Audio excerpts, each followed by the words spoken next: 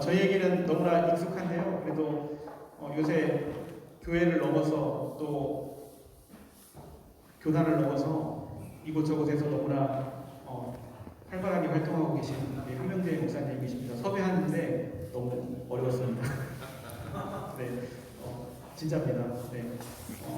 첫 번째 강의는 우리 사회적 경제와 마을 목회라는 주제를 가지고 이 시대에 저희 농촌교회에서 이 농촌교회들을 마을과 더불어 어떻게 운영하는 것이 더 효율적으로 교회들이 운영될 것인가에 대해서 첫 번째 시간 강의해 주실 때 큰 도움되는 시간 되시기를 바라면서 저희들 박수로 한번 모시도록 하겠습니다.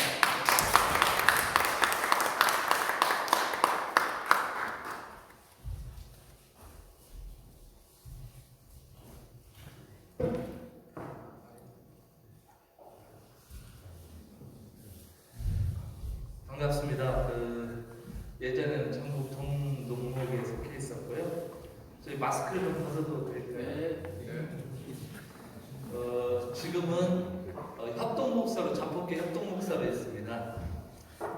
그리고 지금 하는 일은 사회적 경제를 알리고 지역에서 사회적 경제를 확산시키는 일을 하고 있고요. 그래서 몇 년 전부터 예장 쪽에서 마을 목회에 대한 관심들이 대단히 높아졌습니다. 지금 예장 그쪽에 따라서 좀 이야기를 하고 있는데 요즘 들어 농촌교회들의 새로운 방향 사회적 경제 이야기들이 많이 대두되고 있어서 이번 농목 우리 교육에 참여하신 목회자님들이 좀 고민을 하시면 지역에서 어떻게 교회가 목회 활동력을 활성화를 더 어떻게 시킬 수 있을까 하는 차원에서 좀 이야기를 나누려고 합니다. 사도행전 윤상통에 대한 이야기는 우리가 너무나 잘 알고 있는 실패한 공동체이기도 하죠.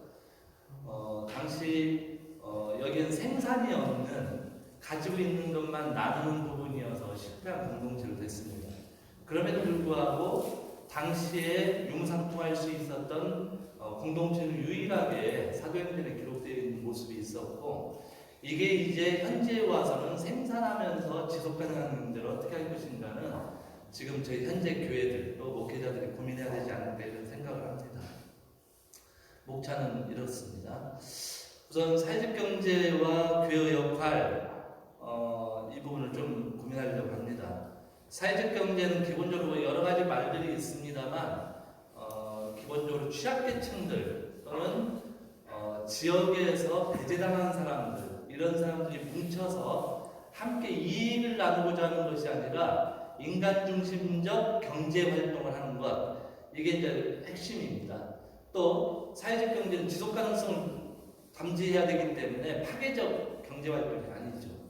그래서 이것을 어찌 보면 기후위기에 가장 적절하고 그리고 사람 중심의 자원을 고갈하지 않는 방식으로 돌아갈 수 있는 사회적 경제가 앞으로 대단히 중요하다라고 하는 차원이 되겠습니다. 전 세계적으로 이 몇 가지의 문제들이 발생이 됐습니다. 불균형도 터지게 되고 기후 환경 문제들 그리고 구조적인 취업의 문제들 이런 것들이 발생이 되면서 사회적 가치를 어떻게 실현하고 그리고 이 사회적 가치를 통해서 인간이 중심이 되는 사회를 어떻게 만들 것인가 라고 하는 것이 지금 전 세계적으로 중요하게 됐습니다. 특별히 우리가 사회적 경제 이렇게 이야기하면 유럽을 이야기합니다. 북유럽 쪽. 그런데 실제적으로 저희 조선 시대에도 이미 사회적 경제는 존재했었는데 일제 때 목포에서 시작한 첫 번째 협동조합이 금융협동조합이었어요. 1906년도에 시작된 금융협동조합을 일제 때 전체 없애고 우리가 잘 아는 동업하지 말아라 누가 땅 사면 내가 배가 아프다 이런 이야기 다 일제 때 만든 이야기입니다. 너무나 협동을 잘하기 때문에 협동이 결국 독립운동으로 계속 연결되고 있어서 그리고 사회적 경제라고 하는 게 협의, 협동, 협력 이런 게 중심이 되다 보니까 땅을 잃었던 사람들이 일제에 계속 항거를 하기 때문에 결국 일제가 모든 협동조합을 폐지하게 됩니다. 그리고 나서 우리가 처음으로 접한 협동조합이 농협이 된 거죠. 그게 관제협동조합이었고 박정희 때 만들어진 거고 정치적으로 이용당한 협동조합에 대해 농민을 착취하는 기관으로 되면서 협동조합의 인식이 달라졌던 겁니다. 그래서 지금 다시 우리 고대로부터 내려왔던 협동조합에 대한 고민들을 지금 한국에서 하고 있는 거고요. 여러분들이 잘 알고 있는 동학이라고 하는 것도 사실은 우리는 동학하면 농민혁명 이렇게 말하지만 동학이라고 하는 종교를 생각하게 돼요. 그런데 그 동학의 핵심은 종교가 아니었고 동중이라고 하는 협동조합이었습니다. 지금 연구가 다시 되고 있는데, 그래서 전주에서 무혈입성을 하기 전에 황토현에서 싸움을 하고 장성까지 내려가는 이유가 있었습니다. 황토현에서 싸움할 6,000명이었습니다. 장성을 돌아서 다시 전주에 입성해서 10만 명으로 늘어났거든요. 그것은 지역에 있었던 협동조합이었던 동중이라고 하는 개들이 다 결합을 하게 된 겁니다. 그런데 그게 동학이라고 하는 남접에 대한 이야기를 확대되기도 하지만, 물론 대단히 중요한 위치를 차지했지만, 그럼에도 불구하고 농민의 협동조합이 가장 중요했다. 소농의 정치 집단이었습니다. 동중이라고 하는 게 요즘에 연구가 시작되었습니다만, 그런 것들을 보면 대단히 중요했던 우리 한 축을 이루고 있었다, 이렇게 생각을 하시면 됩니다. 이번에 울진에서 산불이 났을 때 100년, 600년 된 소나무들이 있어서 거기다 진을 치고 모든 헬기를 동원해서 그 소나무를 막아냈던 것도 거기도 금송 지역입니다. 그 말은 뭐냐면 그 울진면이 관리하는 총무라고 하는 개념의 땅입니다. 공유지. 조선시대 때는 공유지들이 지역마다 다 있었습니다. 해안가는 대부분이 다 공유지였고요. 그런 공유지를 아무도 손을 못 대게 하고, 손을 댈 수 있는 사람은 누구였냐면 소농들과 땅이 없는 사람들이 그 산에 들어가서 벌목을 해서 팔아먹고 살 수 있도록 하고, 사람이 죽으면 땅이 없으면 묘지를 놓습니다. 묘지를 쓸 수 있게 하는 그런 땅이었던 거죠. 그런데 일제 때 서기관들이, 그 면서기관들이 다 자기 땅을 불리거나 팔아먹고 이런 일들이 벌어지면서 대부분 사라졌습니다. 그게 이제 저희 한국의 협동조합의 사회적 경제 맥락이 일제 강점기 36년 동안 다 말살이 되었던 거거든요. 그래서 외국에만 존재했던 게 아니라 여전히 우리나라에서도 끊임없이 그건 진행되고 있다. 그러다가 손학규 의원에 의해서 2012년도 기본법이 마련되면서 이제 사회적 경제에 대한 이야기가 시작되었던 겁니다. 사회적 경제는 뭐 이렇게 굳이 특별한 이야기가 필요 없을 것 같아요. 사회적으로 공헌을 하거나 공공성을 유지하고 개인이 중심이 아닌 협력과 연대를 중심으로 하는 모임. 그래서 우리는 보통 협동조합이나 사회적 기업이나 마을기업, 자활 이런 것들을 그냥 통칭해서 사회적 경제 이렇게 이야기합니다. 그런데 외국 같은 데에는 사회적 경제하면 NGO 기구까지 다 들어와 있습니다. 그런데 우리는 손학규 씨가 만들 때 이윤을 목적으로 하는 것은 사회적 경제를 배제한다라고 하는 게 들어가 있어요. 그래서 기본법을 만들었을 때 이번에 집어넣으려고 했는데 민주당에서 그걸 하지 않았죠. 민주당이나 국민의힘에서 하지 않았기 때문에 결국 현재 우리나라 고등 사회적 경제하는 이 네 가지만을 통칭으로 하고 있는데 MPO까지 다 들어가야 됩니다. 외국 같은 사례는 다 들어가 있고, 우리는 협동조합을 기업으로 분류합니다. 그래서 지원이 없습니다. 우리나라가. 외국 같은 경우는 협동조합이나 우리가 말하는 협동이 일반 협동조합이거든요. 이윤을 내는 일반 협동조합. 그런데 외국은 그것도 사회적 경제로 해서 지원을 하는데, 우리나라는 손학규 씨가 하면서 그것을 이윤을 내는 기업이다 이렇게 해서 지원을 받지 못하고 있기 때문에 요즘 들어 사회적 협동조합으로 전환을 많이 하는 경우가 있습니다. 문제는 협동조합을 해보지 못한 사람들이 사회적 협동조합으로 전환을 하지 않는다는 겁니다. 외국도 1888년, 1844년도부터 시작한 협동조합이 1996년도부터 사회적 협동조합으로 전환됐어요. 그러니까 협동의 이야기들을 통해서 이거보다 더 나은 협동은 뭘까 고려한 것이 사회적 협동조합으로 전환이 됐는데, 우리는 협동조합 법이 통과되고 몇 년 되지 않아서 사회적 협동조합을 전환하는 거죠. 그래서 지금 문제가 좀 발생하고 있는 것이고, 그래서 지역에서 하실 때는 접근하기는 지원을 받으니까 사회적 협동조합 이렇게 하기는 좋지만, 실제적으로 협동조합이 먼저 이루어져야 거기에 또 공공성을 강화하면 사회적 협동조합 넘어가는데 우리는 아직 그러지 못하고 있다라고 하는 아쉬움이 있습니다.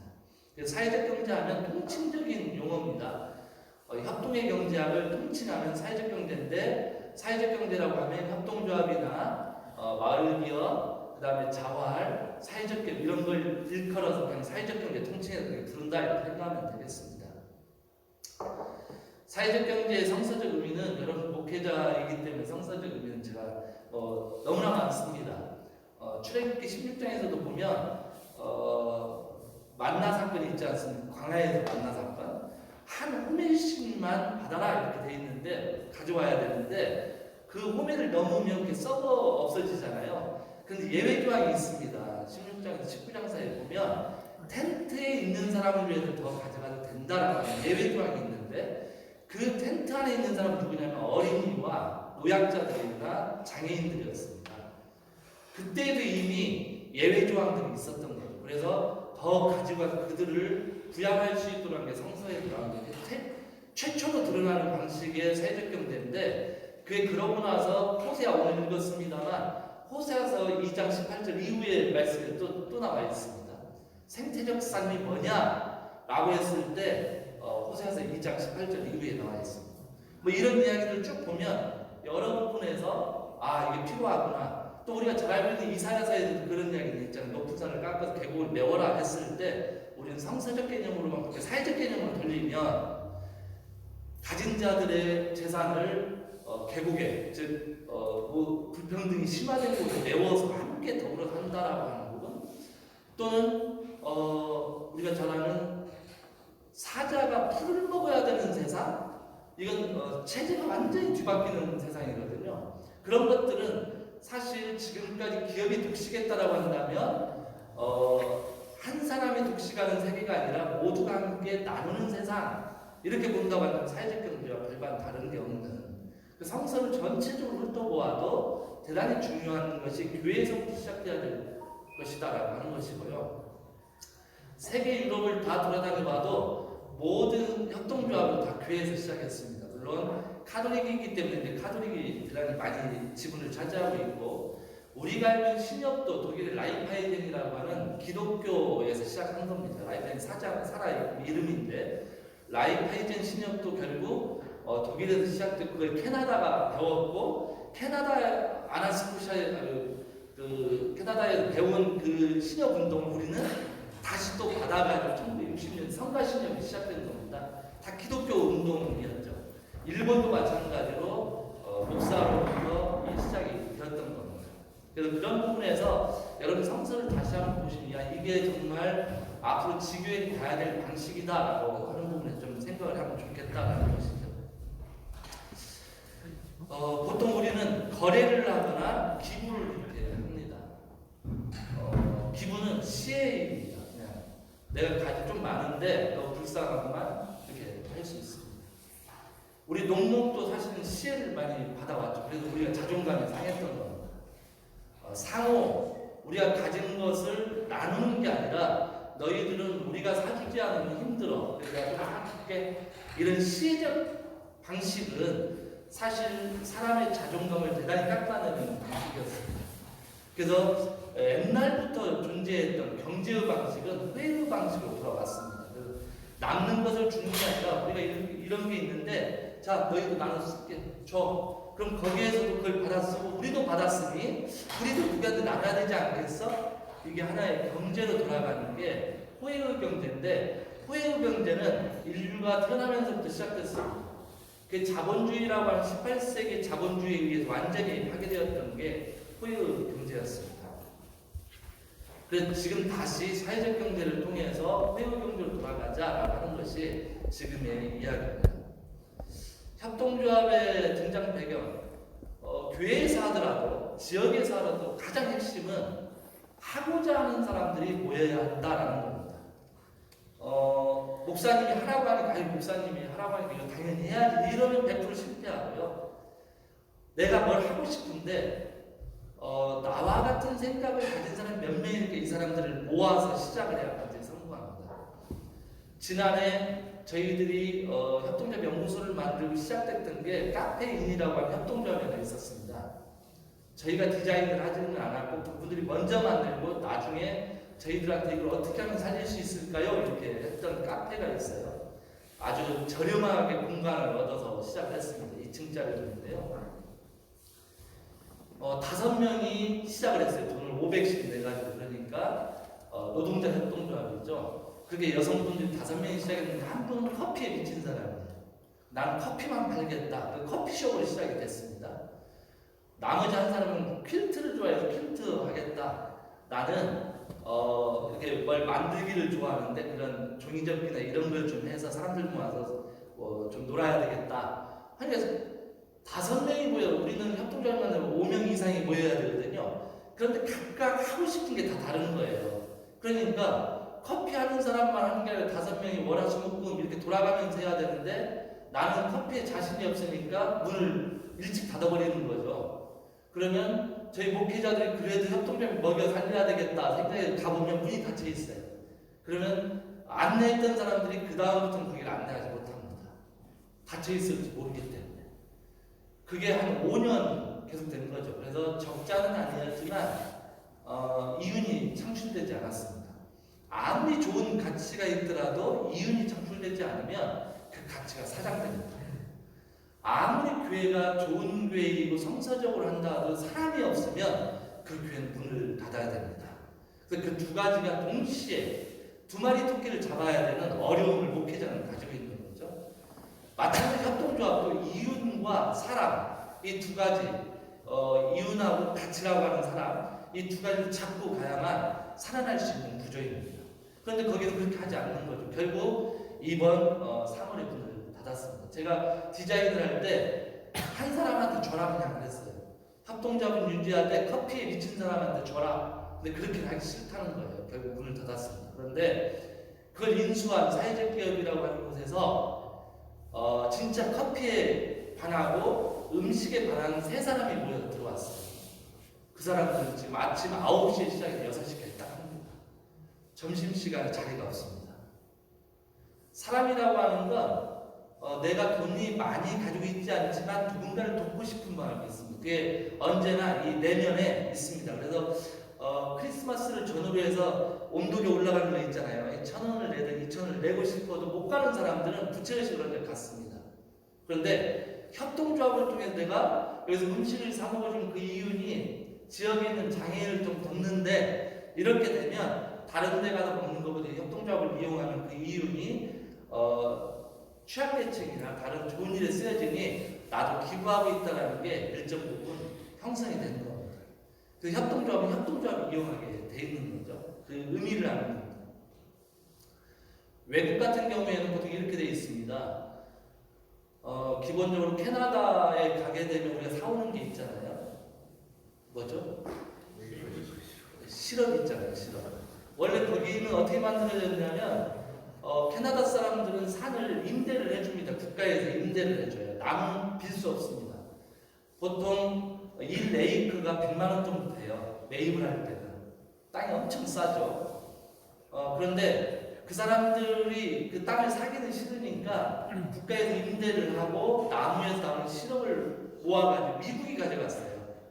언제까지 1945년도에 다 미국에서 가져가서 가공해서 들어와서 서너배 비싸게 파는 것이고 사갈 때는 되게 싸게 사가는 거죠. 그래서 이 사람들이 이런 구조는 싫다 해서 캐나다 사람들이 모여서 협동조합을 만들었습니다. 그래서 채취한 사람들이 그걸 모아서 가공해가지고 판매를 하는데 질이 떨어지는 거죠. 처음 시작합니다. 그래서 국가에서 아예 전체 매입을 합니다. 그리고 이것을 공무원들이 선물하는 100% 실업으로 해야 되는 거예요. 그러니까 사람들이 처음에는 싸게 공무원들이 선물로 주니까 그러면 좀 고가가 되기 위해서 질을 높여야 되겠구나 하고 노력을 하게 되죠. 결국 지금은 최고의 실업이 된 겁니다. 결국 국가라고 하는 그런 데에서 개입을 해서 좋은 상품이 나올 수 있도록 도와주는 거죠. 그런데 처음에 유럽에서 협동조합 시작할 때는 공급과 소요가 이게 맞지 않았던 거예요. 그래서 밀가루를 사려고 하면 분필가루가 들어간 걸 싸게 파는 겁니다. 내 돈 내고 분필가루를 먹어야 되는 거예요. 빵을 만들었더니 딱딱해져요. 삽고 형태로.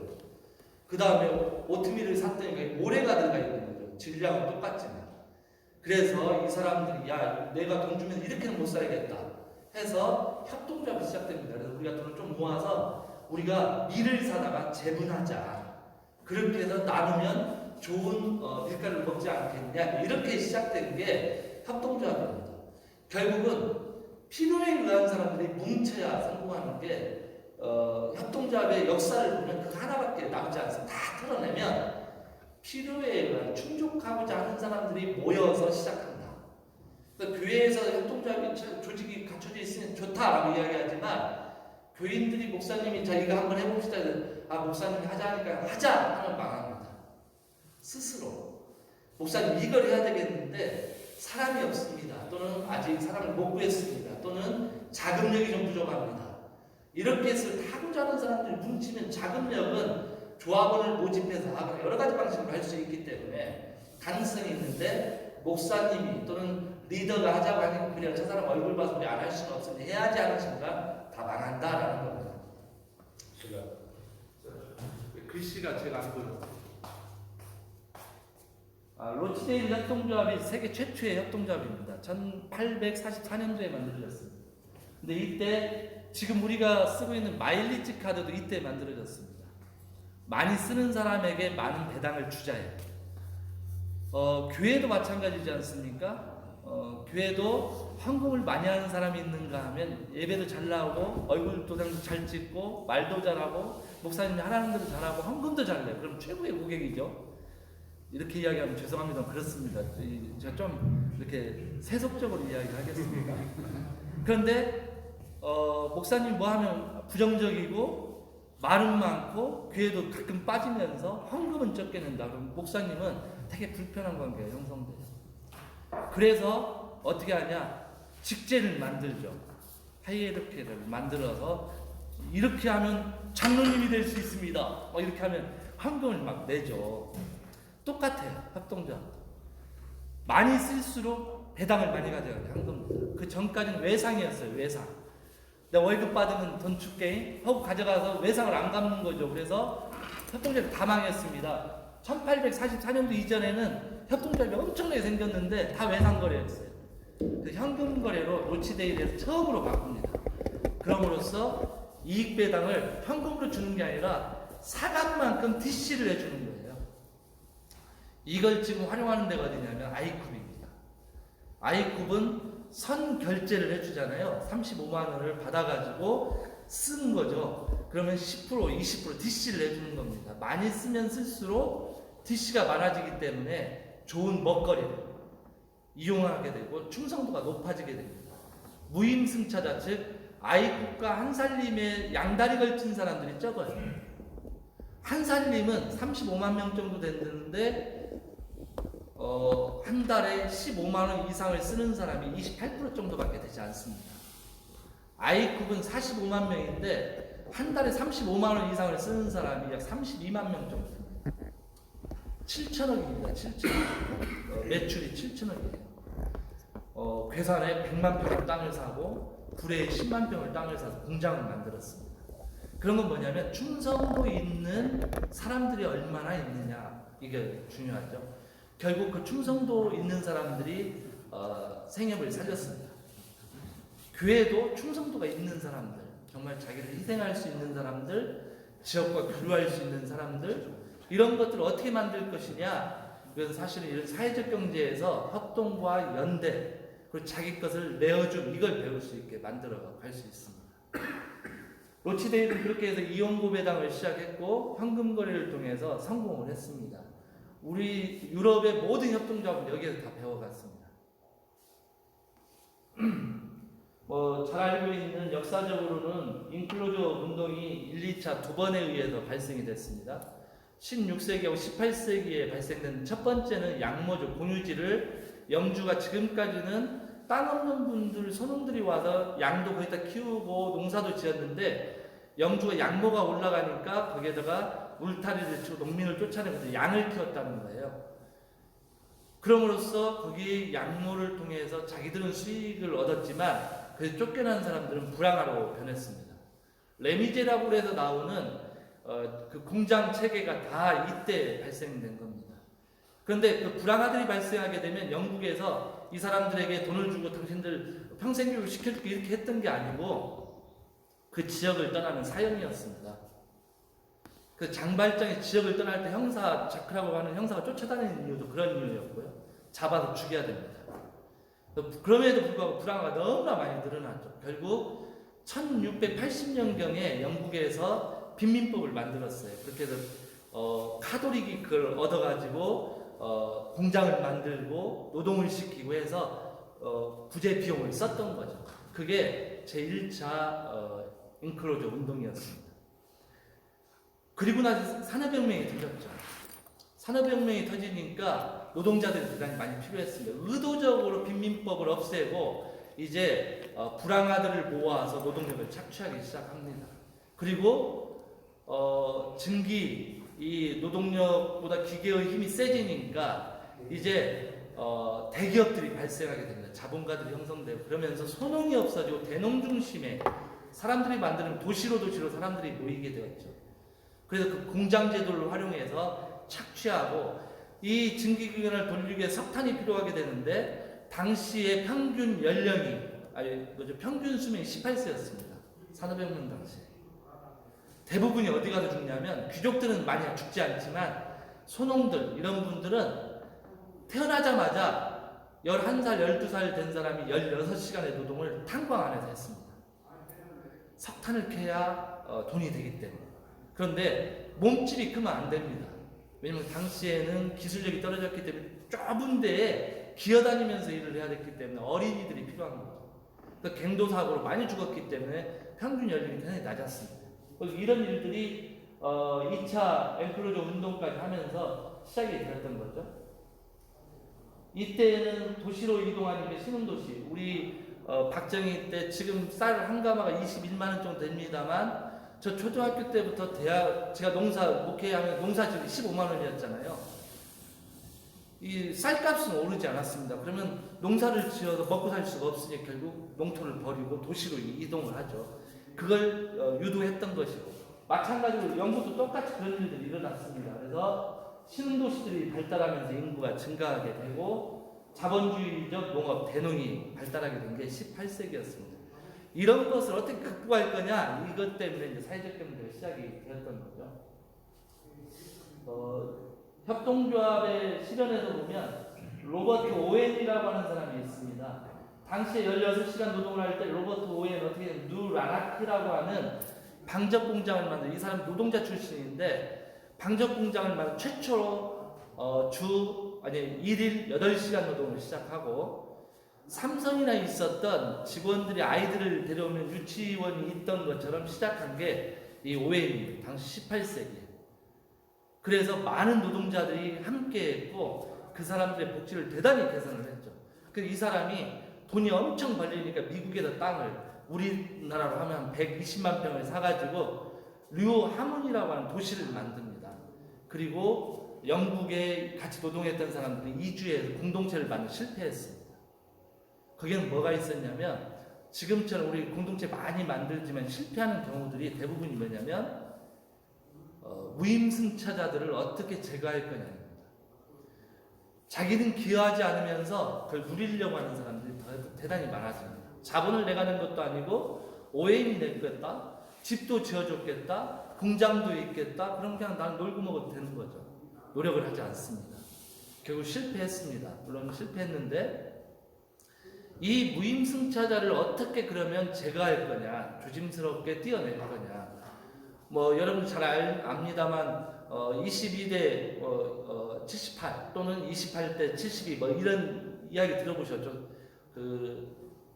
유대 경전에 나오는 겁니다만 산소와 질소의 비율이 산소가 78이 아니고 22고 질소류가 78% 있고 원을 그려 정사각형의 원을 그리면 원 밖의 면적이 78대 22. 돈을 빌리는 사람은 몇 프로예요? 78. 돈을 빌려주는 사람은 22. 뭐 이런 논리가 있습니다. 교회 목사님을 추앙하는 사람은 78, 반대하는 사람은 22. 뭐 이런 논리. 그런데 반대하는 사람을 제거했어요. 그럼 78에 또다시 만들어진다. 그래서 반대하는 사람을 제거하지 말아라 하는 이야기를 합니다. 결국 충성도 높은 사람도 떨어져 나가는 거죠. 또 잘리게 되면. 그래서 반대하는 사람을 어떻게 유지시키느냐, 긴장관계 속에서 유지시키느냐가 더 중요합니다. 협동조합도 마찬가지입니다. 무임승차자를 만들어서는 안 되지만 이 사람들을 잘라낸다고 무임승차자가 생기지 않는 건 아닙니다. 그래서 어떻게 하냐면 조직을 더 잘게 부숩니다. 우리로 이야기하면 교회에서 봉사위원회, 선교위원회, 무슨 위원회, 환경위원회 쫙 만들어서 그 수장을 다 시키는 거죠. 그러면 목사하고 나하고 관계는 안 좋지만 내가 우리 위원회를 어떻게 잘해볼까라고 하는 거예요. 그렇게 해서 부정적 의식을 다른 데로 돌리는 형태로 해서 자기만의 영역을 구축할 수 있도록. 그래서 협동조합에서는 기본적으로 무임승차자를 줄이기 위한 최고의 방법이 조직을 나눈다. 그리고 많은 임원진들을 갖지 않는다. 적정량의 20명 정도의 임원진을 가지고 나머지가 많이 또 생기면 다른 회사를 만들어 나가는 겁니다. 그렇게 해서 독자적 영역을 주는 것, 이것이 무임승차자를 없애는 최고의 방법, 마지막 최후의 수단의 징계를 대단히 강하게 준다. 그런 형태의 협동조합 원칙들이 있습니다만, 이런 협동조합에 출연이 됐습니다만 이런 실패도 있었다. 이런 실패를 극복하고 현대의 협동조합에 대해서 우리가 잘 알고 있는 몬드라곤이나 캐나다의 퀘벡의 대잘댕이나 뭐 이런 세계적 협동조합인데 만들어지게 됩니다. 여기 보면 음란한 도시 로치데일입니다. 이 음란한 도시에서 세계 최초의 협동조합이 시작돼요. 음란하다는 말은 그만큼 피해보는 사람들이 많다라는 거죠. 제외되고 배제된 사람이 많은 겁니다. 그 사람들이 뭉쳐서 시작을 했고요. 음란한 도시 슈. 여기에서 음란하다는 것은 우리가 생각하는, 지금 목사님이 생각하는 그런 음란이 아니라 하늘이 공장이 많으니까 하늘이 시커매가지고 햇볕이 들어오지 않는 것을 음란한 도시라고 표현했어요. 그럼 그렇게 얘기해야죠. 예. 근데 이게 잘 먹혀요. 이렇게 질문을 딱 음란한 도시가 뭐지? 거기 뭐가 많이 있었나? 이렇게 생각하는데 거기 착취가 많았고 아주 음침한 뭐 이제 이런 겁니다. 죄송합니다, 목사님. 이렇게 또 환기를 시켜주니까 너무나 좋아요.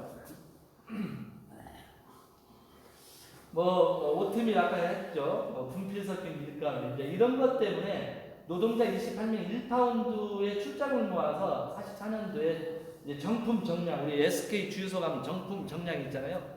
이걸 처음에 로치데일이 썼습니다. 정품 정량. 공정한 가격을 목표로 시작을 해가지고 여기에서 44년도에 시작해서 나중에는 재분협동조합을 또 만듭니다. 조직이 커졌잖아요. 조직이 커지니까 그 안에서 또 내분이 생기는, 그래서 그러면 지금 우리가 밀가루 공장이나 돈을 딱 주고 도매로 뛰어왔는데 그러지 말고 아예 밀밭에 가서 밀을 사와서 이걸 분쇄해서 판매를 하자 해서 재분소를 만들기 시작해요. 이건 수직적 협동조합이라고 하는데 이런 거죠. 돼지를 키웠던 사람이 사료비가 비싸니까 내가 사료를 만들어야 되겠네. 사료를 넣어요. 사료 원재료가 필요해요. 그러면 그 협동조합에 너는 그럼 사료만 할 수 있는 농사를 지어. 우리가 다 수매할게.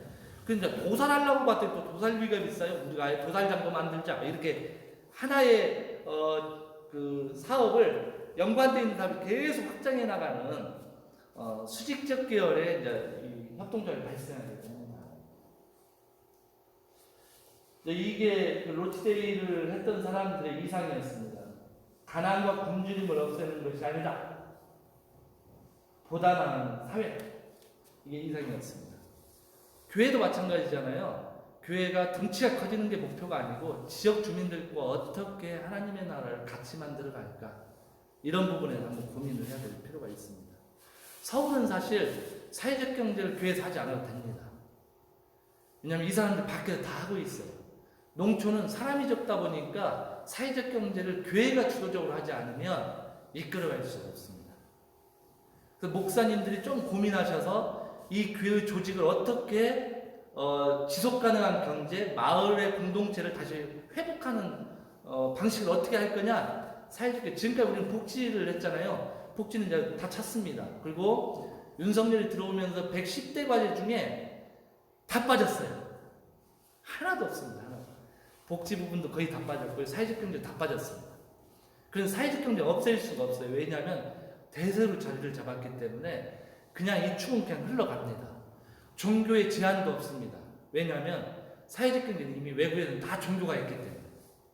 그 대단히 중요한 입지를 차지하고 있는 부분이어서 좀 고민을 하시면 좋겠다라는 것이죠. 뭐 운영 규약이 있는데 뭐 저울에 눈금을 속이지 않는다, 외상 판매 없다, 이용은 이용구로 분배한다, 출자금의 관계도 1인 1표. 그래서 민주적이다라는 거죠. 주식회사는 표를 많이 가지고 있는, 주식을 많이 가진 사람이 절대권을 행사하지만 여기는 1,000만 원을 냈던, 10만 원을 냈던 똑같이 1표를 주어지는 제도로 되어 있습니다. 그리고 이제 가장 중요한 이익의 일부는 교육에 쓴다. 이게 핵심입니다. 우리나라는 이게 다 깨졌습니다. 신협이 들어와서 80년대까지는 신협들이 막 조합원 교육을 엄청 지금 안 합니다. 왜냐하면 은행이 됐기 때문이죠. 이제 조합은 있든 말든 필요 없습니다. 전 세계적으로 세 번째 큰 협동조합이 우리나라에 있어요. 농협입니다. 1,700만 명. 조합원이 1,700만 명입니다. 그런데 그 조합원의 78%가 70세 이상이에요. 발전 가능성이 없는 겁니다. 그리고 독재였기 때문에 이번은 작년이었죠. 서울에서 협동조합 그 전 세계 대회를 했었잖아요. 농협은 발전을 못하게 막았습니다. 세계 국가에서 당신들은 협동조합의 명칭은 가지고 있으나 협동조합의 정신이 없기 때문에 발표할 수 없다였습니다. 78%가 70세 이상. 아마 여러분들 농촌에 가서 농협 한번 조합원들 보세요. 다 연세 드실 거야. 죽은 사람들 명단에 살아있죠. 젊은 사람들은 10%가 채 안 됩니다. 그리고 농협이 농약을 팔던 뭘 팔던 수매 가격도 다 달라요. 이 농협마다 다 다릅니다. 통일을 안 시키죠. 농약은 우리 같으면 지난 같으면 제가 조합원인데 농협 조합에서 사는 것보다 전주에 가서 훨씬 쌉니다. 그러니 누가 농협을 이용하겠습니까? 젊은 사람들은 이용 안 하죠. 그래서 젊은 사람들이 들어가지 않습니다. 그럼 농협은 죽는다는 뜻이에요. 경제 사업을 하지 않고 신용 사업으로 가게 되죠. 돈 장사만 하게 되는 겁니다. 결국 농협이 원래 위치에서 벗어나는 거죠. 원래 농협은 경제 사업이었습니다. 농민을 도와서 생산한 것을 높은 가격에 사줘서 농민을 살리는 게 조합원의 편익을 제공하는 거였지만 지금 그러지 못하다는 겁니다. 조합원에게 반드시 교육을 해야 되고 사업 재무보고를 반드시 해야 됩니다. 그런데 여러분들 농협에 가면 협동조합인데 대의원 회의록을 밖에다 비치하지 않습니다. 비치해야 됩니다. 조합원들은 언제나 우리 이사들 또는 대의원들이 무슨 회의했지 알아야 되는데 통제를 하는 방식으로 되어 있는 거죠. 이런 모든 것이 기본적으로 협동조합법에 위배됩니다. 한국의 신뢰도는 지금 23등입니다. 40개국 정도 되는 곳에서 23등 정도 하고 있고요. 바로 우리 위에가 미국에 있습니다. 여기 한 17등 위에 있습니다만 어쨌든 미국이 있습니다. 덴마크, 노르웨이 다 북유럽 쪽이 그냥 신뢰도가 높죠. 근데 이 신뢰도는 교육으로 만들어질 수 없습니다. 아무리 신뢰하세요 해도 신뢰도는 오르지 않습니다. 논문에도 많이 나옵니다만 신뢰는 교육으로 만들 수 없다입니다. 그게 정설입니다. 그럼 신뢰는 어떻게 만들지? 협동조합을 만들어 실패하라입니다. 협동조합을 만들었는데 잘하다가 실패를 해서 문을 닫거나 하면 신뢰도가 형성이 돼요. 아, A라는 사람과 하면 협동조합은 망하는구나. A를 배제하고 다른 팀과 또 만듭니다. 그렇게 하면서 시작하면 A라고 하는 배반자들이 어떻게 하느냐? 내가 왜 배반을 당하고 난 쫓겨났지? 이 생각을 하게 되고, 아, 나도 협동을 해야 되겠구나 하면서 그걸 알게 되죠. 그러면서 자기를 배제하고 만든 협동조합이 잘 되면 자기가 들어가거나 아니면 다르게 우리 협동조합을 하자라고 시작을 하게 됩니다. 그래서 협동조합은 실천을 통해서만 신뢰가 형성된다라고 하는 게 정설입니다. 실패를 두려워하지 말아라라는 것이죠. 우리나라에 엄청나게 사회적 경제를 지원했다고 하지만 실제로 지원하지 않았습니다. 지원금이 더 많은 실패가 되어야 되고 그래서 신뢰도가 더 쌓여야 앞으로 협동조합은 발전할 수 있게 됩니다. 협동조합의 정의죠. 여기 정의에도 민주적 이게 중요한 빨간 글씨 저는 필요와 욕구를 충족해야 합니다. 무엇을 필요로 하는 건지 뭘 하고 싶은 건지를 정확히 해야 성공합니다. 그렇지 않으면 실패할 확률이 대단히 높다. 그리고 자발적으로 누구에 의해서 되는 게 아니라 자발적으로 결성해야 된다라고 하는 겁니다. 이건 보통 협동조합 그 대학원에서 교육할 때 시험 문제 이거 외워서 쓰기 별표 3개 밑줄 긋고 이겁니다. 우리나라는 외환위기부터 협동조합에 대한 필요성들이 늘어나게 되었고 특별히 여성들 때문에 더 커졌습니다. 외환위기가 터지면 남성들이 다 잘렸잖아요. 직장에 쫓겨났어요. 그러다 보니까 여성들도 노동 현장에 들어가지 않으면 안 되는 실정들이 되었죠. 그런데 아이가 있으니까 좋은 일자리를 얻을 수 없었습니다. 그래서 국가가 고민한 게 우리 그 김대중 때 어떻게 하면 이 아이들을 책임져 줄까? 그게부터 이제 사회적 경제가 시작이 되었던 겁니다. 그래서 아이들을 국가가 책임진다. 그를 통해서 그 여성 노동자들이 일을 할 수 있게 만들자로부터 협동조합은 시작이 되었다라고 보면 되겠습니다. 가치와 원칙이 있는데요. 제가 읽어드리겠습니다. 기본 가치가 있고 윤리적 가치가 있고 운영 원칙이 있는데 여기는 대부분 똑같아요. 자조, 정직, 공개, 사회적 책임, 타인에 대한 배려, 협동 이런 것들 연대 이런 게 있으니까 되게 좋은 말만 있습니다. 진짜 좋은 이야기죠. 교회도 이렇게만 된다고 한다면 아주 좋잖아요. 원칙이 있습니다. 자발적이어야 된다. 그리고 개방적 조합원 제도해야 된다. 누구나 들어올 수 있게 해야 되는데 지금 도시 활성화 센터 도시재생 사업으로 활성화 센터가 만들어지고 있어요.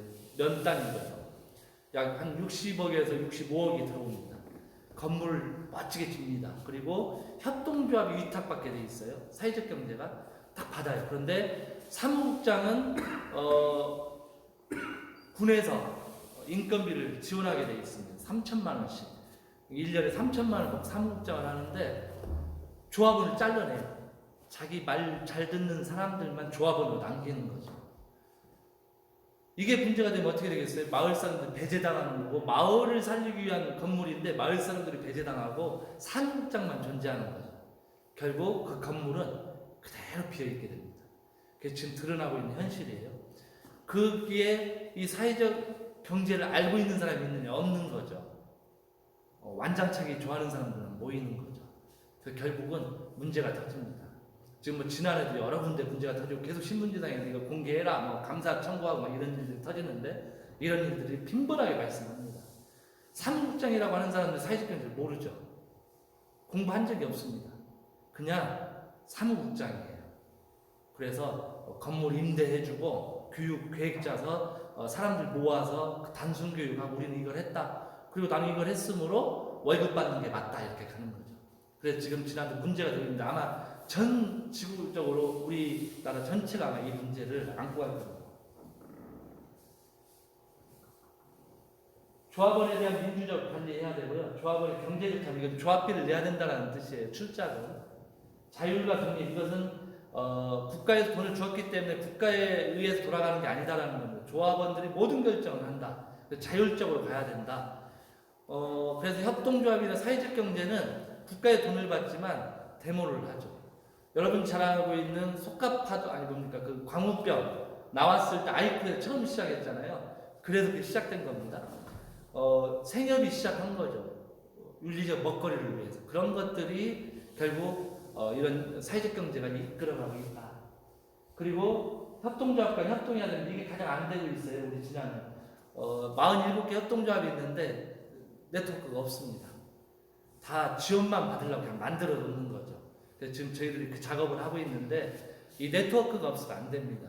그래서 네트워크가 만들어지면 협동조합을 만들어지면 법인세 내야 부가세 내야 이런 세금 관리를 네트워크에서 해주는 거예요. 그럼 자기는 열심히 가치와 이윤만 창출하면 되고 지원을 네트워크에서 해서 그 부분을 그래서 처리해주면 대단히 쉽게 진행될 수 있습니다.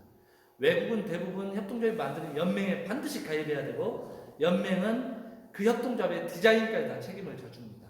그렇기 때문에 협동조합의 이사장은 영업만 하면 되는 거예요. 그리고 조합원들과 소통만 하면 되는 시스템을 만들어놨죠. 우리나라는 아직 그런 시스템이 아직 존재하지 않습니다. 그리고 협동조합 지역사회에 기여한다라고 하는 부분이 있기 때문에 교회에서 협동조합이 만들어지게 되면 이건 대단히 밀접하게 관련되어 볼 수 있다라고 보겠습니다. 차이점은 이건 넘어가겠습니다. 지금 시간이 45분이 예. 제가 한 45분까지 40분까지는 마치고 잠깐 뭐 질의하시면 이렇게 답변하는 걸로 하겠습니다. 보통 협동조합 발전이 3단계로 이루어집니다. 1단계 신뢰, 경영, 이념 이렇게 돼 있는데 우리나라는 지금 여기 1단계에서 아직 근접도 못했습니다. 만들어보자지 신뢰 때문에 이게 될까 안 될까 이런 고민도 못하고 있는 거죠.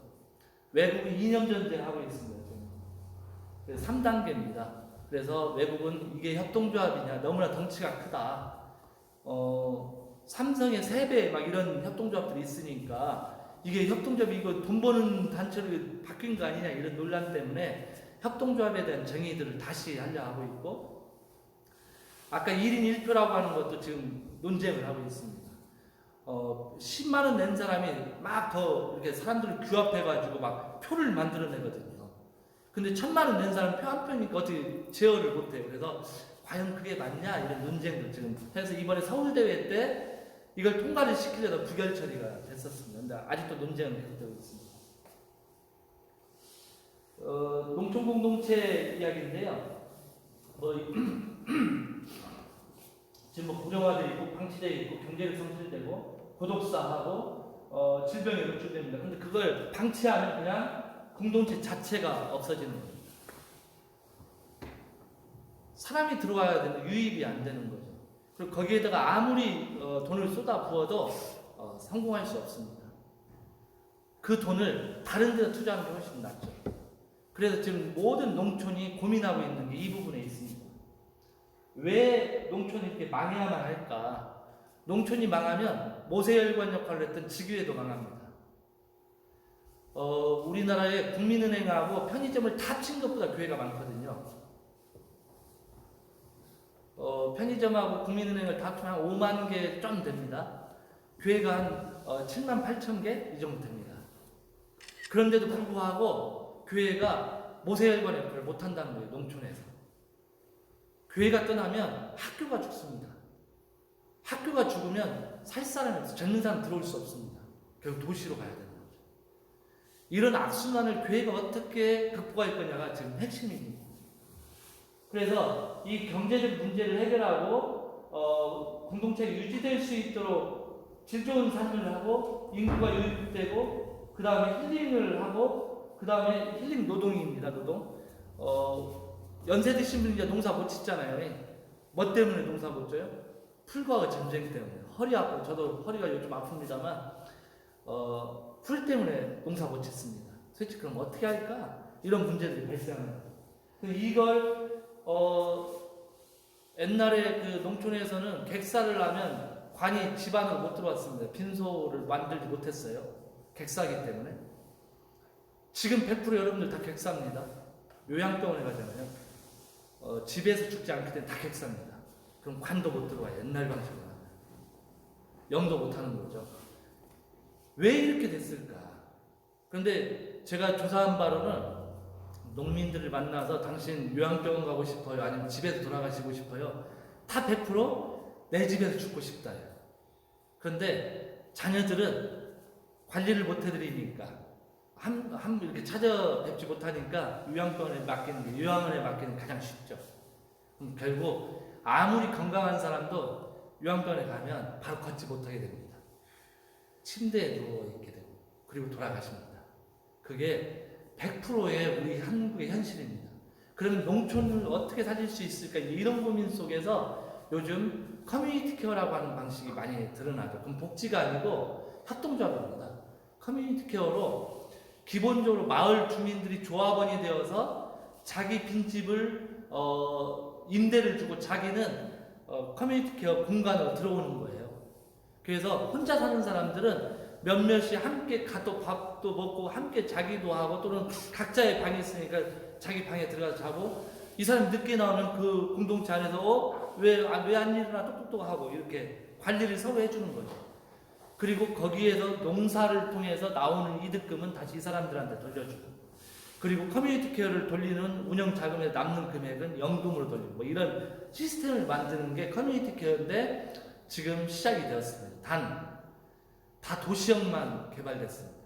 농촌형은 한 곳도 없습니다. 지금 두 곳에서 실험적으로 진행을 하고 있는데 진안이 하나 하고 있고 강화도에서 하나 하고 있습니다. 강화도 부분은 제가 나중에 말씀드리겠습니다만 감리교에서 지금 준비하고 있습니다. 어쨌든 이 농촌형은 두 개밖에 존재하지 않습니다. 그런데 지역에서 그걸 할 수 있는 데는 교회밖에 없습니다. 근데 그게 교회에서 그런 의지가 있느냐는 또 다른 문제이긴 합니다만 교회 공동체가 그걸 할 수 있죠. 농촌 목회가 이제 변화되고 있습니다. 그래서 농촌 중심으로 균형기촌이나 도시재생과 인구 유입을 한꺼번에 다 같이 갈 수 있도록 교회가 경제 문제를 해결하고 인구 유입, 공동체 회복까지 다 함께 가야 된다. 그런데 그것을 할 수 있는 건 이제 아동센터 이런 걸로는 불가합니다. 결국은 통합적으로 지역 주민과 함께하는 바탕으로 움직여야만 교회도 다니고 지역도 함께 갈 수 있다라고 하는 차원에서의 사회적 경제가 필요하게 됐습니다. 이번에 발표된 지 얼마 안 됐습니다만 이 정재영 실천신대인가요? 실천신학교 거기에 교수입니다. 사회학. 이 교수님이 마을 목회와 목회자 인식 조사를 작년 8월부터 해가지고 이번에 이제 논문이 나왔는데요. 한 2주 전에 발표를 했습니다. 거기에 보면 구분을 했어요. 복지 서비스형, 지역 참여형, 생활 문화형, 공간 활용형, 지역 경제형 이렇게 네 개를 했습니다. 복지는 우리가 잘 아는 지역 아동센터나 무료급식 뭐 이런 걸 통해서 하는 그런 복지 서비스형입니다. 지역 참여는 행사를 기획하고 운영하고 마을 공동체에서 함께 뭔가를 만들어 보는 겁니다. 생활문화는 공연 전시하고 상담센터를 운영하는 방식, 공간 활용형 교회 공간을 제공하거나 카페로 전환해서 하거나 뭐 이런 식입니다. 지역경제형은 이제 새롭게 등장한 건데 협동조합형 뭐 이런 걸 해보자 하는 거죠. 물론 이게 공식적으로 인정되지는 않았습니다. 이 교수가 최근의 조사에서 한 5가지로 분류를 한 거죠. 이 분류에서 나온 분류입니다. 마을 목회 유형에서 보게 되면 여기 복지 서비스형이 지금 34% 정도 지금 우리 전체 교회에 포함되어 있다는 것이고 공간 활용이 24%, 지역 참여형이 21%, 생활 문화형이 17%, 지역 경제형은 2.2%입니다. 그러니까 지역 경제형은 아직 이야기되지도 않고 있다. 일부 목회자에게만 이야기되고 있다. 특별히 도시교회는 500명 이상 되는 데는 이 5가지 같이 혼재해서 막 움직입니다. 농촌교회는 거의 할 수 없습니다. 경제형도 참여하기가 되게 어렵습니다. 먼저 목회자님들이 사회적 경제에 대한 인식이 없으면 도전하기 어려운 거죠. 그래서 지금 2.2%입니다. 그러니까 앞으로 가능성이 있는 공간이라는 거예요. 지역경제형이 앞으로 발전할 수 있는 공간이다. 지금 여러분들 아동센터가 어렵잖아요. 지금 서울 같은 데는 아동센터를 통합으로 해서 사회적 협동적으로 다 전환하고 있습니다. 효율 관리하면서 뭉치게 하죠. 지난 같으면은 인구가 2만 5천, 그냥 상주 인구는 2만 명이 채 안 되는데 주간복지 센터가 14개입니다. 가서 사람 목욕시켜주고 이야기하고 청소해주고 이런 것들을 하고 있는데 14개가 있는데 그 복지사에 다 어디서 들어오요? 전주에 들어옵니다. 그리고 A라는 복지관에 있는 사람을 빼서 옵니다. 난투극이 벌어지는 거죠. 그렇게 되면 서비스 질이 올라갈 것 같지만 떨어집니다. 경쟁을 해야 되기 때문에 하나를 짓밟아야 돼요. 사람을 뺏어와야 됩니다. 인건비는 더 많이 나갑니다. 그럼 교육을 안 합니다. 서비스의 질이 낮아지게 돼요. 그래서 서울 같은 데는 광진구가 지금 잘하고 있습니다만 다 묶습니다. 하나로. 그래서 3명이 근무하는 곳을 한 4-5개를 묶으면 한 20명 되니까 매번 교육을 해서 질을 높이고 복지 더 많이 준다 이거죠. 그렇게 해서 사회 서비스를 더 강화하는 방식으로 전환되고 있는데 이제 앞으로 그런데 진입하기가 대단히 어려워집니다. 규제가 심해졌고요. 그래서 이런 것을 어떻게 하나로 묶을 수 있느냐, 서비스의 질을 더 높일 수 있느냐 하는 건 사회적 경제밖에 이제 남지 않았다라는 마을 목회 경험은 쭉 비교해보면 거의 없다예요. 여기에서 이야기하는 건 마을에서 진정성을 인정받아서 목회자는 다르다고 인정하거나 칭찬을 이렇게 참 잘하고 있다는 79% 정도로 이야기를 듣는다는 겁니다. 마을 위에 일한 성과로 행정기관에서 상이나 혜택을 받거나 지역사회에서 가시적 보상을 해준 경우가 34%, 마을 발전을 위한 외부 프로젝트나 자금을 유치한 경우가 38%, 마을 주민이 처음에는 마을 복지에 무관심하거나 비협조적이었으나 나중에는 이해해주고 적극 협력한 경우가 65%. 지금까지는 사람들을 교회를 이렇게 끌어오려고 했잖아요. 그런데 어떻게 자금을 끌어와서 베풀 거냐 이게 이제 더 중요해진다는 거예요. 점점 가면 갈수록. 그리고 교회를 안 나가도 교회 인식을 어떻게 전환할 거냐 이게 중요해지는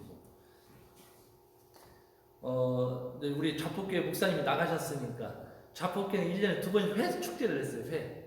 교인 중에 귀농한 사람이 있는데 회를 치는 사람이에요. 이렇게 참치에 쫙 해가지고 그래서 마을 주민들 모셔서 막걸리 대접하고 소주 대접하고 이렇게 해요. 인당 3만 원씩 회비를 내야 됩니다. 그런데 드시는 건 15만 원어치 이상을 먹는다고 하더라고요. 그 양이 눈물주도 막 만들어서 주고 막 이렇게 하니까 어르신들이 좋아해요. 그래서 막 끊임없이 이제 작품께다 이야기를 해요. 회축제 언제 합니까? 우리도 참여하고 싶습니다. 이렇게 인원이 딱 한 30명 정도 정해지니까 거기 들어와서 같이 술을 한잔하고 뭐 이야기도 나누고 하면 이분들이 참 그렇게 부정적이었던 게 이렇게 전환이 되는 거죠. 아, 교회가 술, 담배 피는 사람 교회 못 나오는 줄 알았더니 이게 교회 안에서도 가능하네? 근데 이렇게 풀어지는 거예요. 원불교가 바로 있는데 원불교 거기에다 원불교 그 개가기를 축하합니다 이렇게 하니까 원불교에서 처음에는 어떻게 해요? 사탄, 우리들이 사탄이라고 했잖아요. 원불교 사탄이다 이렇게 했는데 이제는 서로 떡도 주고 크리스마스 때문에 거기에서도 크리스마스 프랑 걸어주고 이렇게 우호적인 관계로 되면서 마을 주민 간의 갈등도 해소되는 부분들이 형성이 되죠. 그런 것들이 지역사회에서 교회의 인식을 이제 바꾸고 있는 거예요. 그럼 지금까지는 담배 피고 술 먹는 사람들 그건 죄악이야 이렇게 하면 못 끊는 사람은 못 들어오잖아요. 그 아니면 들어왔다가 원래다 숨어서 패야 되는 그런 잘못된 규범에서 벗어나야 될 때가 됐다. 교리에서 좀 더 넓혀야 되지 않을까. 예수님은 담배가 있었으면 어떻게 했을지는 모르겠어요. 예수님 당연히 담배가 없었으니까. 만약 있었으면 어떻게 할까 하면 고민되는 거죠. 근데 분명히 예수님도 술꾼이었잖아요.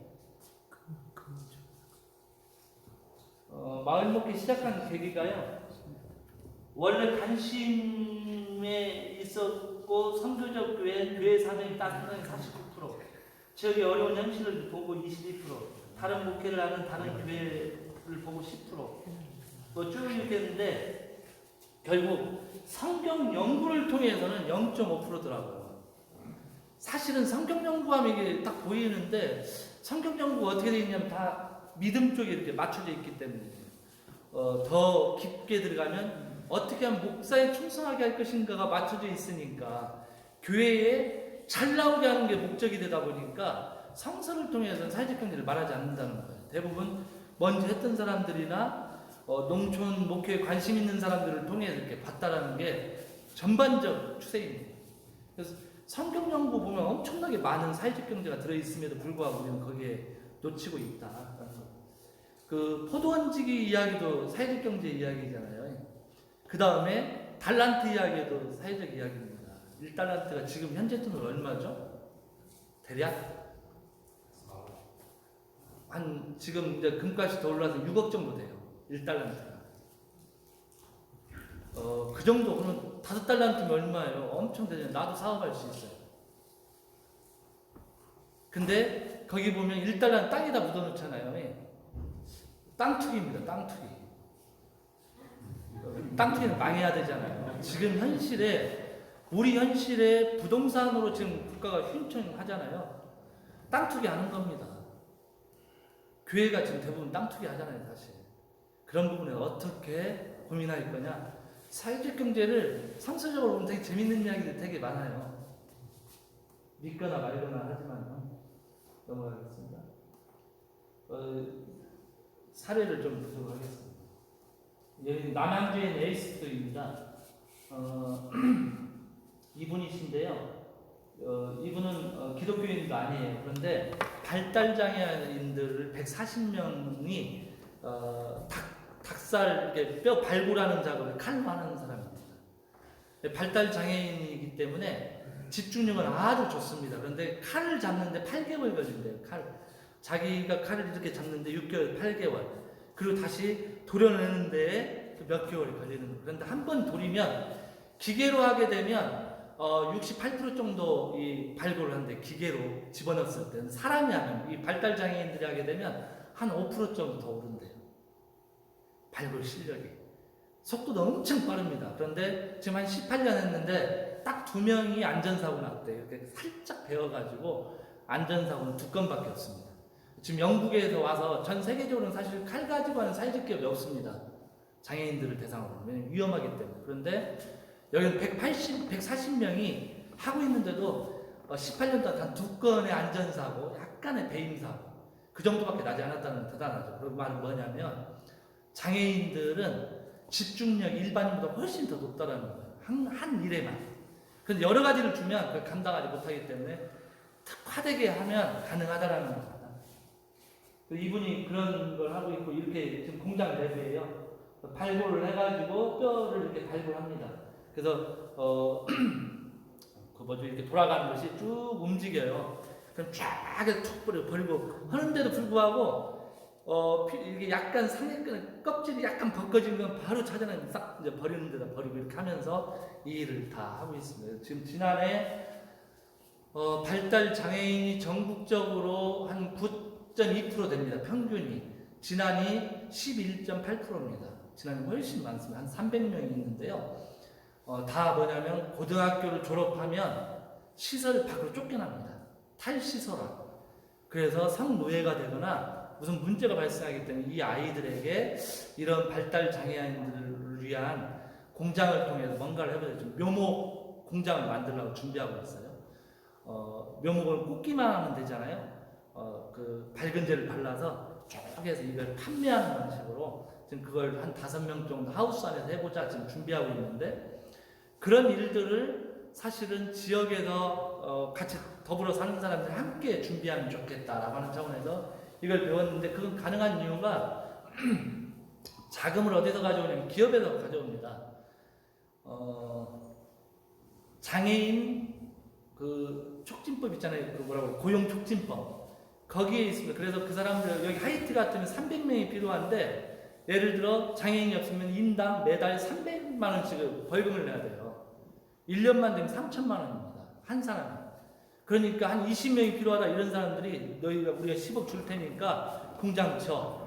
대신에 그 인원을 우리한테 주는 인원만 그걸 전환하는 거예요. 그러면 벌금을 안 내는 겁니다. 장애인 고용촉진법에 명시되어 있기 때문에 기업이 이런 데 투자를 하죠. 그러면 기업 자금으로 장애인들은 일정 금액을 받으면서 살게 되는데, 지금 여기 윤준현 대표 같으면 이 장애인들 집에 돌아갈 때 또 삥을 뜯기거나 이렇게 해요. 왜냐면 집에서 형들이 통장 내놔 해가지고 그 통장에 있는 돈을 자기가 다 카드로 긁어버립니다. 그러니까 노래방 가고 막 술 먹고 막 이렇게 써요. 그런데 그렇다 해도 이 대표가 통장을 관리할 수 없어요. 법적으로 안 되니까.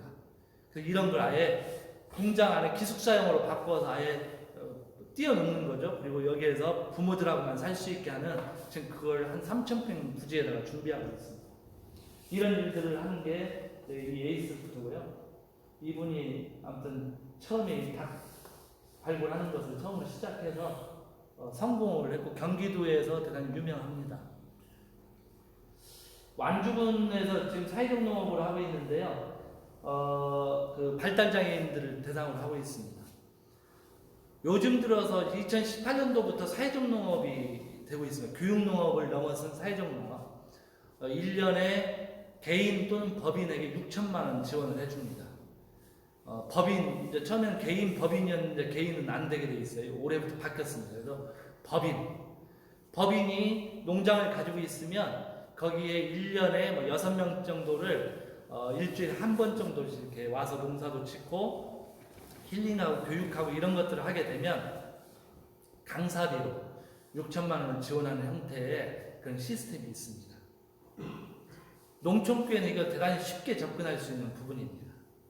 그리고 농촌에 만약에 지원센터가 있으면 지원센터와 함께 하게 되면 지원센터는 돈 쓰는 것을 다 관리해주고 교회에서는 사람을 모아서 취약계층들이 여기 와서 힐링 농업을 할 수 있도록 해주면은 대단히 쉽게 접근할 수 있는 방식이고 5년간 지원하기 때문에 3억을 지원받습니다. 그래서 거기에 건물을 하나 지을 수 있는 30%까지는 하드웨어에 쓸 수 있기 때문에 그 돈으로 건물을 짓고 여기에서 이 모인 사람들을 대상으로 다시 사회적 경제화하면 지속 가능성을 계속 확보할 수 있습니다. 지금 저희 지난 같은 이걸 저희들이 지금 설계하고 있는데 이거 완주에 가장 잘하고 있는 곳입니다. 완주군 소셜굿즈에서 하고 있는 것이죠. 그래서 지금 이렇게 비닐하우스 안에 아이들이 걸어다닐 수 있는 길과 농사를 지어서 여기서 나오는 것을 로컬 푸드에 납품해서 그 돈을 아이들 통장에 넣어주는 겁니다. 그 시스템을 돌리는 곳이죠. 그리고 이제 그 발달장애인이니까 부모들도 또 참여하잖아요. 그래서 부모들과 함께 하면서 키웠는데 여기에 이 1항이라고 하는 곳인데 여기는 우석대에서 그 장애인 교육학과를 나온 특수교육학과 아이들 3명이 사비로 대출을 받아서 만든 사회적 기업이에요. 그렇게 해서 아주 열심히 하고 있고 이분들은 정말 우리가 봐도 야 대단하다 할 정도로 젊은데도 불구하고 서비스부터 고민을 너무나 많이 하고 차량 다 운행해서 모든 일들을 지역에서 아주 아름답게 풀어가고 있는 그래서 발달장애인들 지금 익산까지 확대를 했어요. 익산까지 해가지고 체육대회도 하고 이제 이런 음식부터 모든 걸 해나가는 시스템을 도입을 했습니다. 그래서 앞으로 농촌에서는 사회적 농업과 함께 가는 게 좋겠다라고 하는 생각을 하고 있고요. 묘랑면, 영광에 있는 묘랑면에 있는 어린이 농부학교입니다. 이것도 묘랑면에 있는 한 사람이 어떻게 하면 이 마을 사람들이 떠나지 않고 있을 수 있을까? 그 이장을 맡고 그러면서 사회적 농업에 관심을 갖고 처음에는 할머니들이 슈퍼에 못 가니까 버스 타고 나가야 되는데 힘드니까 트럭에다가 먹을 것을 주문받아가 사서 나눠주고 이렇게 하다가 사회적 농업을 시작한 분이에요. 그렇게 해가지고 아예 지역의 학교들과 연대해가지고 아예 학제에 들어가게 편제를 했습니다. 그래서 3, 4, 5, 6학년 4년제로 해서 이 사회적 농업과 결합을 해서 농사도 배우고 그리고 그 지역에서 살아갈 수 있게 하는 방식, 홍동과 비슷한 방식을 채택한 곳입니다. 이 어린이 농부가 하고 있는 이 농부학교는 사회적 농업에 지원을 받아 6천만 원 지원을 받아가지고 실행을 하고 있습니다. 거기 이제 하고 있는 일들을 이렇게 좀 정리를 해놨고요. 이건 강화도 콩세알입니다. 저희 목사님 이름을 저 잊어버렸는데 이 콩세알 목사님이 감리교 목사님이신데요. 처음에 자기 마을로 다시 왔어요. 유턴을 해온 거예요. 도시에 있다가 돼지 막사를 하고 있었는데 돼지를 하다 보니 너무나 냄새도 나고 하니까 돼지를 없애고 거기에다가 콩밭을 만들기 시작해서 강화도 토종콩으로 콩밭을 만들고 뚜부 공장을 만들었다가 이제 발달 장애인들과 같이 일을 하면서 지금 여기가 1년 매출액이 한 60억 이 정도 뚜부만 팔고 뚜부가 한 18종이 있습니다. 유부도 팔고 막 이렇게 하는데 그걸 통해 한 60억 정도 돈을 모아서 이제는 지금 한 40명이 거기서 일하고 있는데 그걸 넘어서서 아예 공동체를 하나 만들었어요. 여기 일하시는 분들이 함께 살 수 있도록 11채를 만들고 마을 주민에게는 콩을 심게 하고 토종콩을 그걸 다 100% 수매해가지고 뚜부화해서 판매하고 그런데 마을 주민들이 이제 연세가 많으니까 커뮤니티 케어를 아예 이 교회에서 하려고 준비하고 있습니다. 이 교회가 주도적으로 교회 다니는 사람들이 봉사를 하고 커뮤니티 케어 2층짜리를 지어서 27병동을 만들어서 마을 주민들이 거기에 와서 살게 하고, 그러면 빈집이 있는데 그 빈집을 수리해서 외부에 들어오는 사람 무상으로 쓰거나 일정 부분의 금액을 받으면 이 금액은 다시 집주인 할머니한테 돌려드리고, 이런 시스템입니다. 그걸 지금 기획안 26년도까지 지금 만들려고 준비하고 있습니다. 서장훈 목사가. 서상훈. 젊으신 분이에요. 저희하고 거의 연배가 비슷한. 그래서 이건 발달장애인들인데 고구마 심고 콩 심고 해서 이 수학으로 힐링을 하는 겁니다. 콩새알 농장이고요. 이것도 다 지금 사회적 농업에서 받아서 하는 겁니다. 이번에 이제 저희가 이번 1월 중순경에 갔다 왔는데 지금 이 종묘장입니다. 이게 종묘장인데 여기 세 동 짓고 있는데 이 종묘장 한 동이 2억씩 들어갔어요. 한 6억을 지금 집어넣어서 했고, 여기에 묘종을 심어서 이제 묘종 판매로 가려고 합니다. 묘종이 가장 쉽다는 거예요. 발달장인데 이분이 보시기에는 그 묘종 사업을 하려고 지금 준비 중에 있고, 아마 지금 이제 시작을 했을 거예요. 이번 연초에 갔었으니까요. 그래서 이분의 꿈은 이걸 통해서 발달장애, 강화도에 있는 발달장애 다 지금 모으고 있습니다. 차량이 나가서 데려오고 여기에서 이런 일자리를 통해서 발달장애인도 한 사람의 인격체로서 살아갈 수 있도록 하는 거. 이분이 가장 무서워하는 게 부모입니다. 발달장애인을 장애인화하는 건 부모다라고 판단해요. 너무나 과잉보호하려 하다 보니 아이들이 다른 생각을 하지 않는다는 거예요. 그래서 뺏겨라, 그냥 놔둬라, 그러면 돌아간다라는 거죠. 그래서 이 사람들이 일거리를 줘서 평상인처럼 살아갈 수 있도록 하기 위해서 이런 사업을 지금 하고 있습니다. 목사님 직접 하고 있습니다. 저희가 이제 지난해 준비하고 있는 사례인데요. 농촌은 학교 협동조합이 안 됩니다. 100%. 왜냐하면 우리나라의 학교 협동조합은 100%가 다 뭐냐면 매점입니다. 매점 협동조합. 그런데 매점 협동 1000명 정도가 돼야만, 학생이 1000명 이상 되어야 수익이 나오는 구조예요. 농촌은 많아봐야 100명, 뭐 60명, 저희 진성중학교는 11명, 뭐 이런데 교사가 더 많아요. 학생보다. 그런데 그곳에는 협동조합이 될 수 없는 거죠. 그래서 전라북도 교육청에서 어떻게 농촌에 맞는 협동조합이 뭐가 있을까 해서 디자인을 한 겁니다. 그래서 조합원은 학교 교사들과 사경센터 그리고 학생들과 학부모 같이 참여하는 걸로 해가지고 디자인을 한 거고요. 뭐 한번 우드칩 농법을 통해서 4개의 센터를 만들어 사경센터 좀 관리해주고 살려보자, 뭐 이거예요.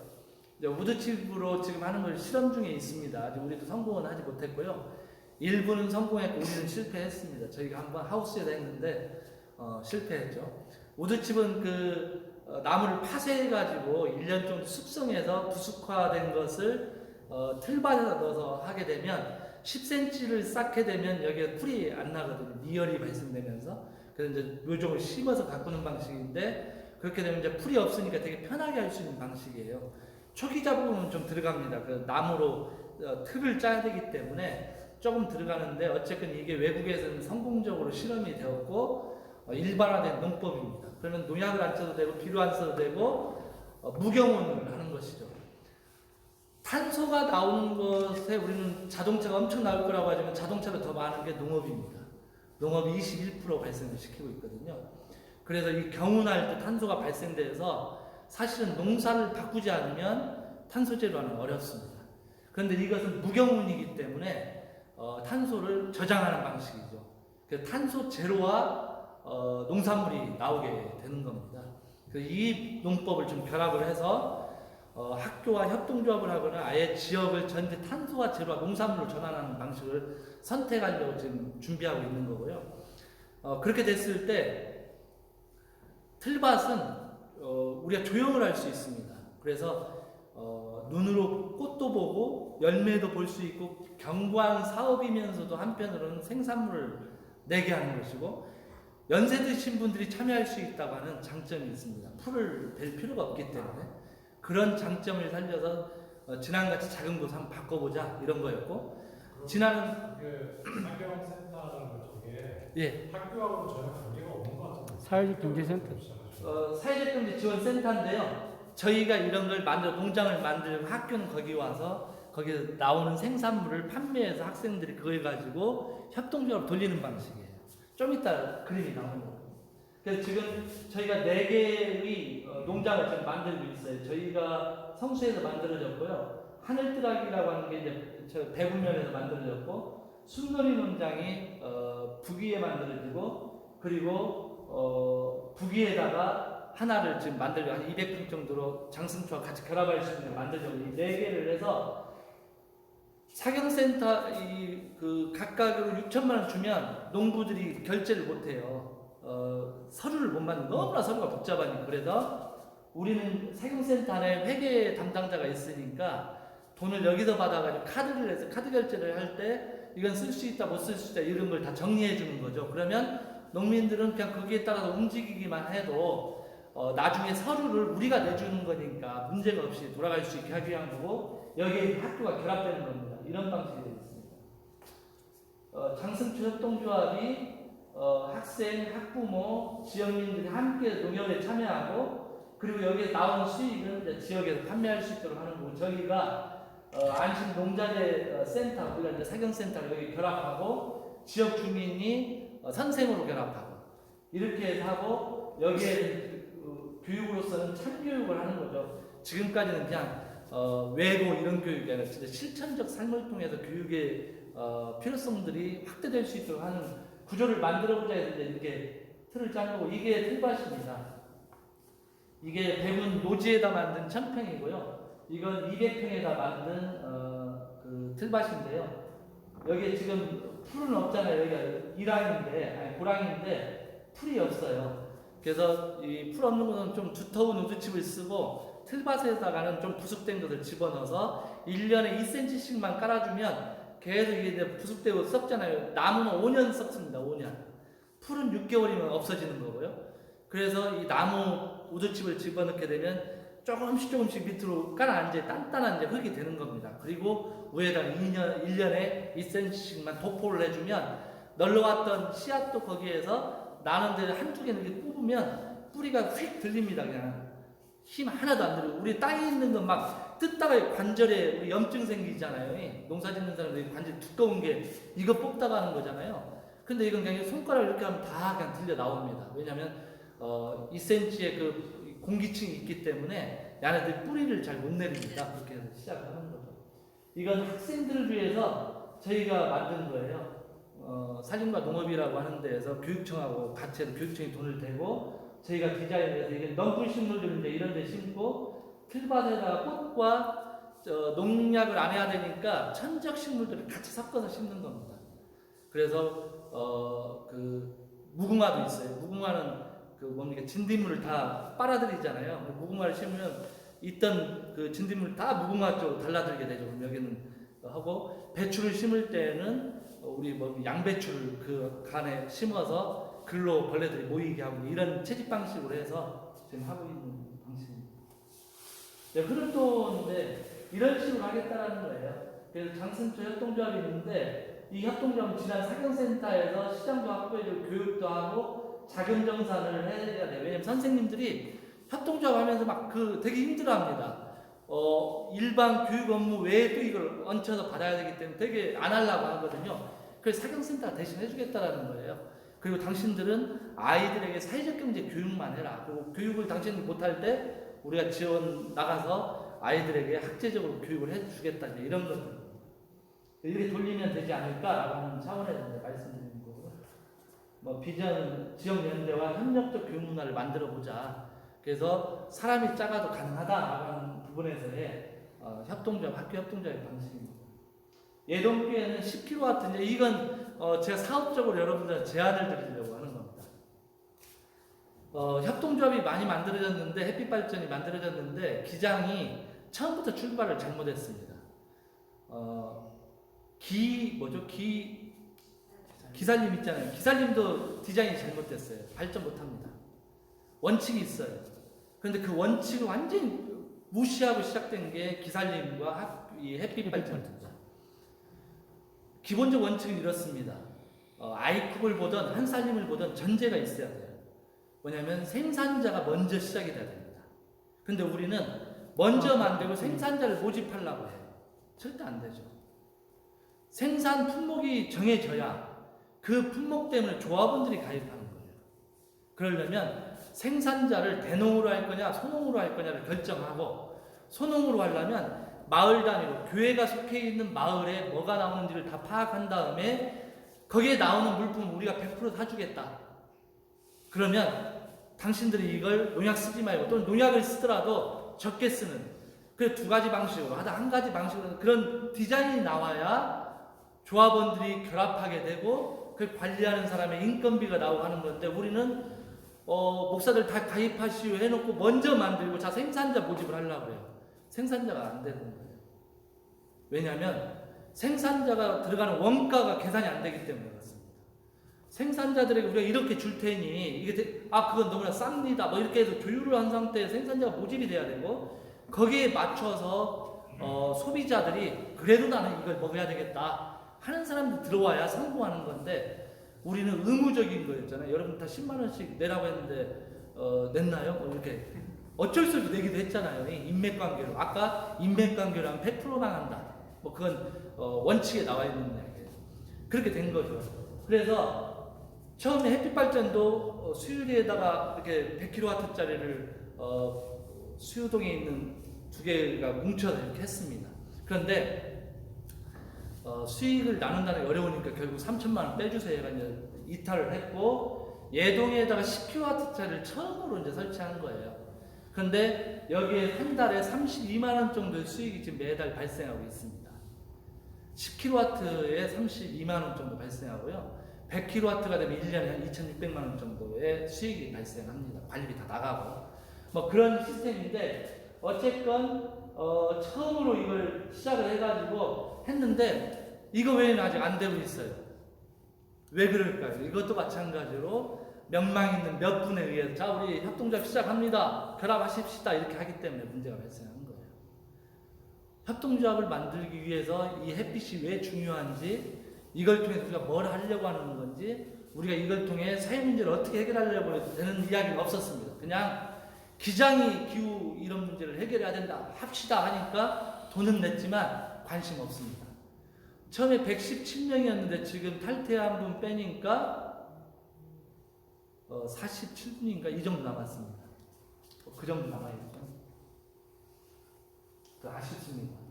이번에 그래서 이제 그 윤병민 목사님이 이사장이시고 제가 이제 이사로 들어가서 디자인을 하고 있습니다. 쓸데없이 이런 데 끼면 나중에 욕 얻어먹는다는 거 알지만 해서 지금 기장 햇빛발전에서 2022년 계획이 채플시에 100kW를 놓는 거였습니다. 그래서 지금 한신자하고 MOU를 체결했고 이제 시작을 해보자 이렇게 1억 5천 들어요. 100kW에 1억 5천. 그러면 1kW는 얼마죠? 100kW가 1억 5천이면 1kW는 수학이 다 약하구나. 150만 원이구나. 그러면 문과 출신이어서요.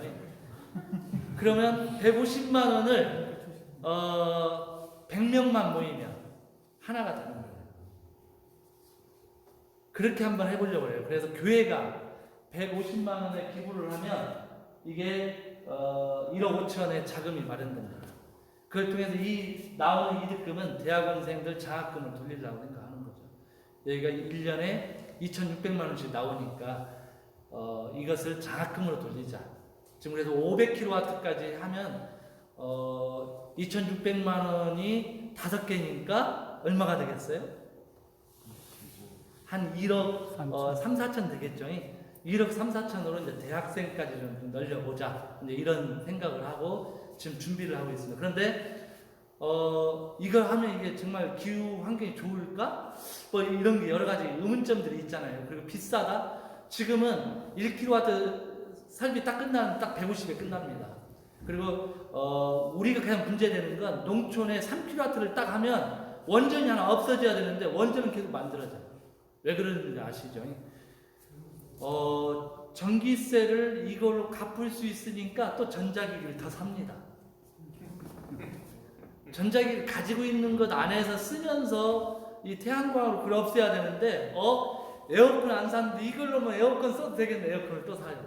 그러니까 태양광은 늘어나지만 소비량도 그거보다 더 많은 걸로 극대화되는 거죠. 그러니 태양광을 만들어도 이 원전을 없앨 수 없습니다.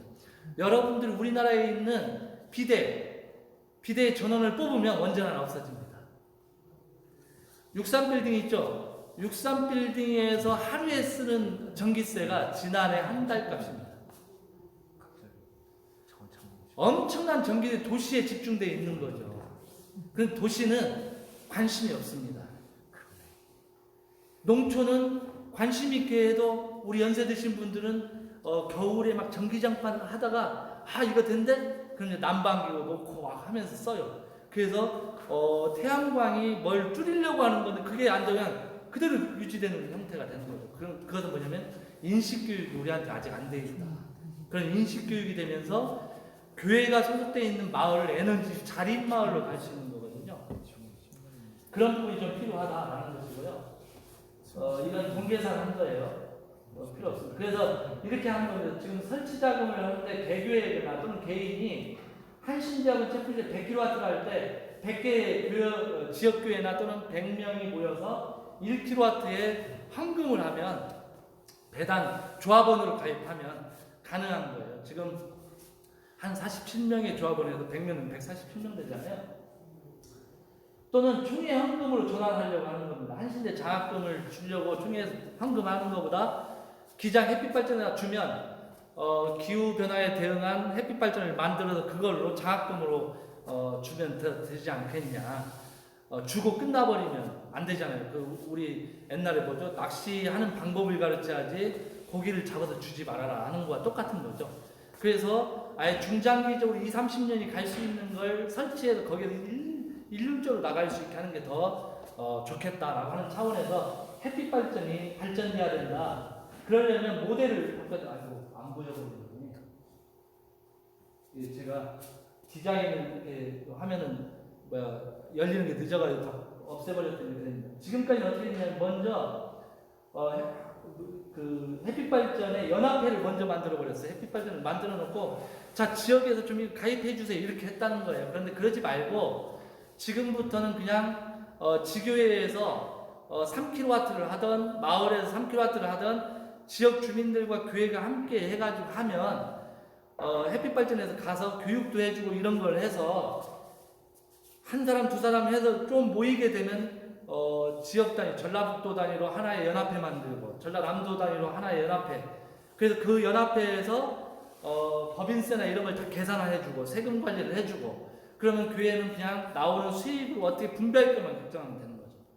그렇게 하면 이걸 총연합회로 기장 총회가 관리할 수 있게 하면 훨씬 지역의 문화를 살릴 수 있는 건데 지금 우리는 거꾸로 돌아가고 있는 거여서 지금 지역 조합원들 모집을 하고 있습니다. 지역 조합원이 모이고 이 조합원들이 모여서 지역 연합이 되고 이게 총연합회가 되어야 총회에서 회계 보는 사람이 회계 한 사람만 다 보면 전국적으로 뭐가 문제가 되긴 다 할 수 있습니다. 회계를 통해서.